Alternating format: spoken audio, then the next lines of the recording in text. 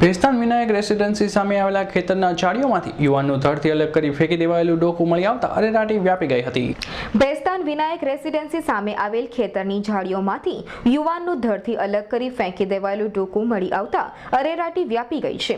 ક્રૂરતાપૂર્વક યુવાનની હત્યા બાદ પુરાવાનો નાશ કરવાના ઈરાદે ડોકું પેપરમાં લપેટીને ફેંકી દેવાયું હોવાની વાતથી પોલીસ દોડતી થઈ ગઈ હતી। બપોરે 2 વાગ્યાના અરસામાં અહીં રહેતા અને પશુપાલનનો વ્યવસાય સાથે સંકળાયેલ આસિફ પઠાણ ભેસ્તાન વિનાયક રેસિડેન્સી સામે એક ખેતરમાં પોતાના ઢોર ચરાવી રહ્યો હતો। તે વખતે ઝાડીઓમાં તેને પેપરમાં લપેટીને કશું મૂકવામાં આવ્યું હોય તેવું લાગ્યું હતું। તેમાંથી દુર્ગંધ આવતી હોય આશંકિત મને તે ખોલતા તેમાં હોશ હવાસ ઉડી ગયા હતા। તેમાંથી માણસનું ડોકું મળી આવતા ઝાડીઓમાંથી બહાર દોડી આવેલા પશુપાલકે પોલીસને જાણ કરી હતી। હત્યા કર્યા બાદ ડોકું મળ્યું હોવાની જાણ થતાં જ પાંડેસરા પોલીસ મથકના ઇન્સ્પેક્ટર શેખ ઉપરાંત એસીપી અને ઉપરી અધિકારી સહિતનો કાફલો ઘટના સ્થળે દોડી ગયો હતો।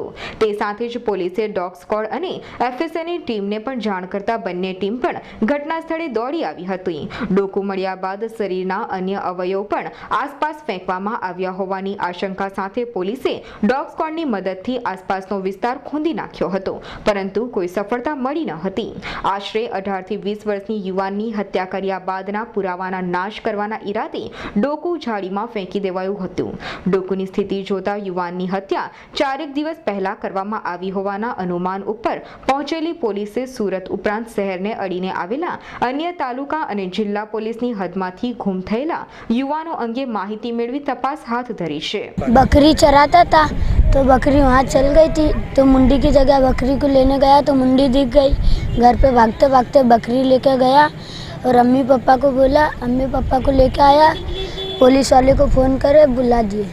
सपना सुरक्षित सोसायटीની બાજુમાં એક આવારું ગાંડા બાવળની જાડી ઉગેલી એવી જગ્યા છે અને ત્યાં લગભગ 18 થી 20 વર્ષના એક છોકરાનું કાપેલી હાલતમાં માથું મળી આવ્યું છે। એફએસએલ અને ડોગ સ્ક્વોડ બોલાયા છે અને એની તપાસ હાલ ચાલી રહી છે। હોઈ શકે માથું અલગ કરેલું છે એટલે હત્યા હોઈ શકે। Bureau report, Surat.